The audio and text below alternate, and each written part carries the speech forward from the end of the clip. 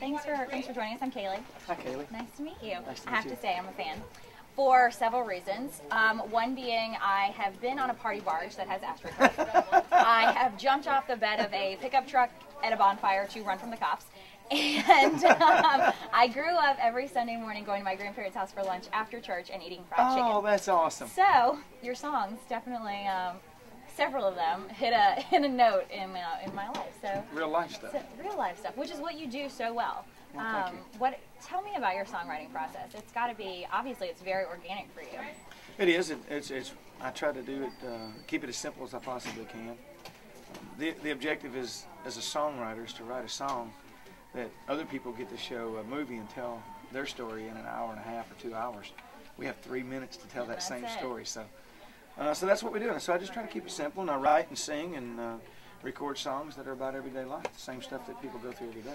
And you grew up in Nashville, so this is something that I think must have just been in your blood, right?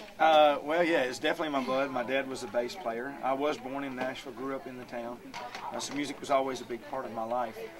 As a true story, when I was about 12 years old, I went to a field trip with the school, a place called Cheekwood, and I sang the national anthem, and I did it at that time just to impress the girls. Nice. But, did it work? Well, yeah. So far, it's working pretty good. A lady by the name of Minnie Pearl came up to me and she says, "Young man, someday you're going to be a famous country singer." Of course, What was Minnie Pearl doing there? She was out at Cheekwood visiting. She used to go there and visit herself. It was that time of the year when they would show Christmas trees that are decorated from around the world. But many years later, I'm inducted into the Grand Ole Opry. But prior to that, my very first visit, I was in dressing room number 1, which had this right huge on the first picture floor of Minnie Pearl. Yep, and then I was inducted into the Grand Ole Opry as a member on Minnie Pearl's birthday. It's amazing how things can come full circle. So there's a lot bigger picture than we That's did. a really, really neat story.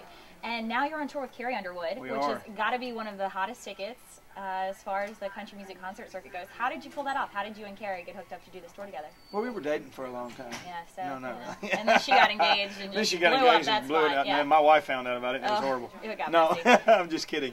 You know, Carrie and I have known each other for a little while, well, since she's come into the business.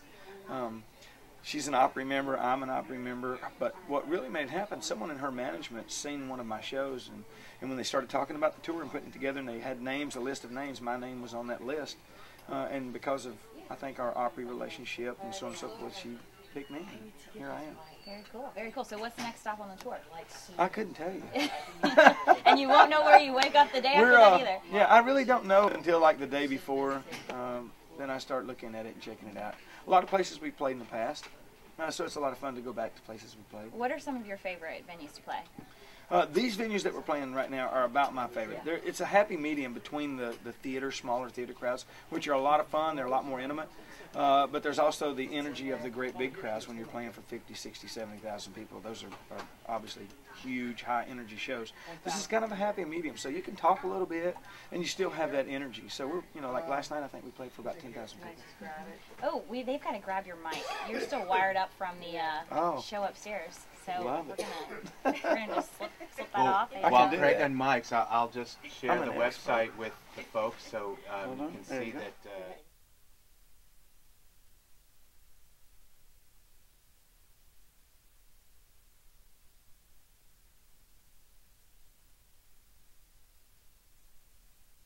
Are you guys gonna make it down to DC? No, No? we're not. Oh. We're not in D.C. on this trip. We're doing 50 shows, 54, somewhere in That's there. in how many nights? How long? In about 90 days, so it's a lot of traveling. Yeah. You got a pretty cool bus? Yeah, we got a couple. They're parked out on the street. Oh, really? I'm gonna go check that out. One of go these check it out, days, Kaylee, we have to get the Backstage Live tour of the rock and roll buses because all Absolutely. I'd be glad to take Singers you that- back and let you see the bus. Absolutely, that would be very cool. You can come check it out. the. All right. Yeah. We're gonna take you up on Yeah, that. come on. Excited. We got coffee made. And there's How drinks. does it work? When you're on tour, I know you have a family. Yeah. What's that like? Do they come meet you out on the road? And It's funny you should ask. My son is flying out today. that's he's exciting. He's How in old is school. he? He's 18. He and his girlfriend are going to fly out and meet us. I think they're flying into Hartford. And I'm having a car pick them up and bring them to the show. And he's going to stay with me this week. We're up in Canada next week for a couple days. It's his spring break, so he's coming out to visit. That's a pretty cool way to spend spring break. Yeah, it'll be fun. I'm just excited to be able to see him because, you know, they come home on the weekends when they're at school, and I'm on the road working, so I seldom see them. So it'll be fun. Next year, my wife and I have two little boys, a 12 and 13-year-old, that are going to come out and spend some time with me on the road next year. Oh, that's fun. That's fun. And Craig, before you got onto the country music scene, at least in this big of a capacity, I mean, you had a whole nother life. Yeah. And a pretty great story. 10 years in the service? Yeah, almost 11 years, 10 and a half years in the Army. And it was an amazing time in my life. I was very blessed. I tell people that the Army was boot camp or training for the music industry. But it's a bit of a reality. I mean, it really was. It prepared me. And obviously, I think it made me a better person. It gave me a great deal of appreciation for how good we have it in this country, being able to go over to other countries and experience their cultures and see some of the hardships that they are going through, and being a part of maybe helping to help them overcome some of their hardships has gave me a great deal of appreciation for how good we have it in this country. And yeah, so it was a real blessing to be able to do those things. And is that where you started your songwriting, or was it earlier than that? Oh, it was much earlier than that. I thought I was writing songs when I was about 15 years old. They were just really bad poems is what they were.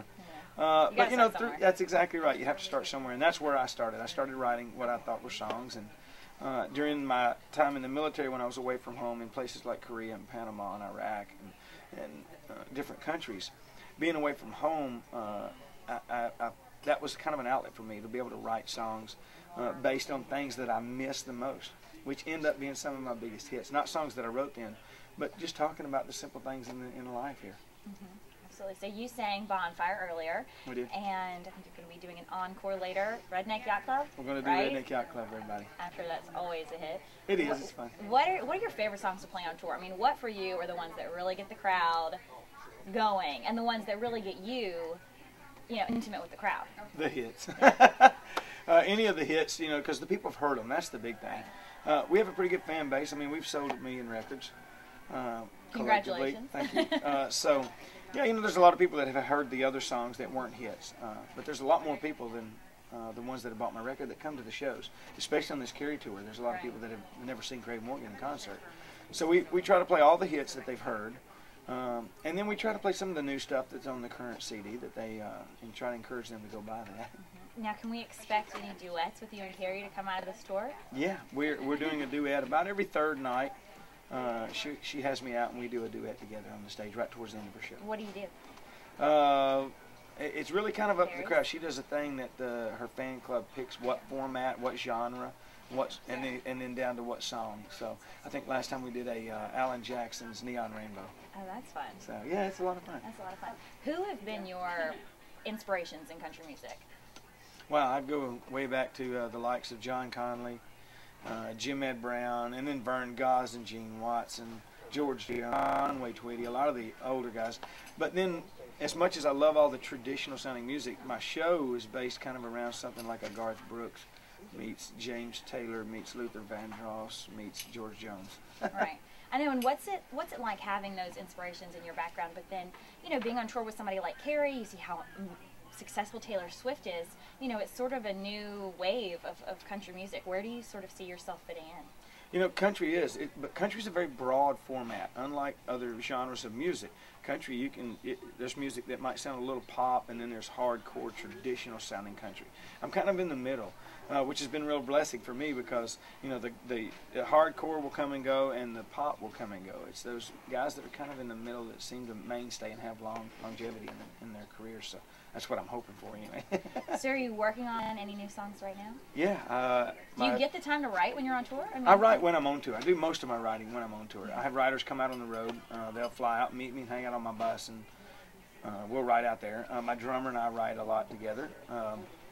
He and I just finished a song that's going to be on my new record, written with a couple other guys. Actually, my fiddle player was a writer on it. He didn't really write much on it, though. He just kind of hung out. No, I'm kidding. That was a joke. It was his idea, I think.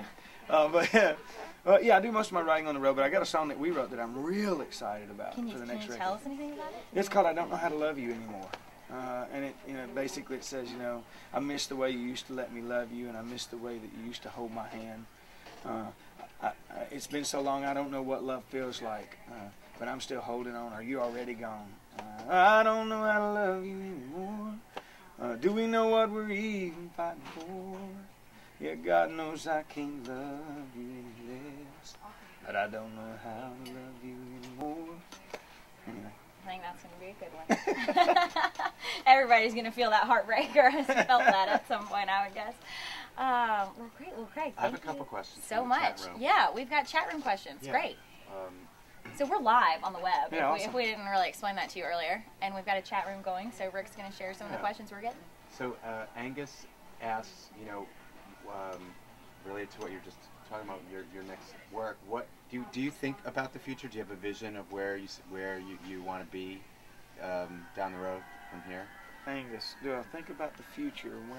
Oh, absolutely. I mean, I'm always, 6 months, a year ahead in the record industry process.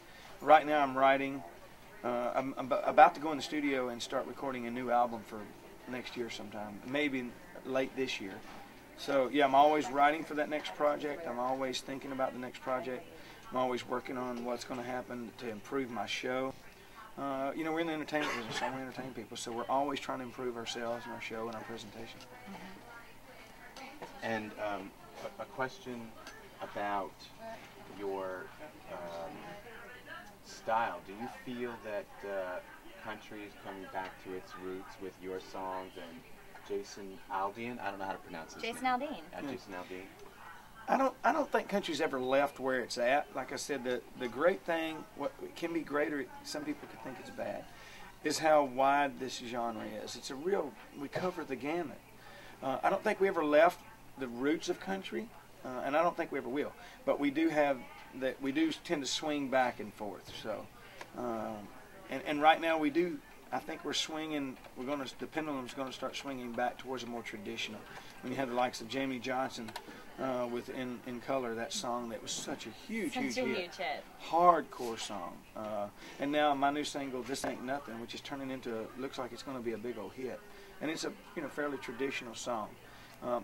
We just have to make sure that we don't lose that, and I don't think we ever will. Like I said, I don't think we've gotten away from our roots at all.